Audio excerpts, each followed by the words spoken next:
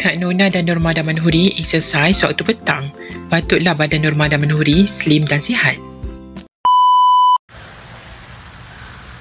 Okay, semangat, semangat.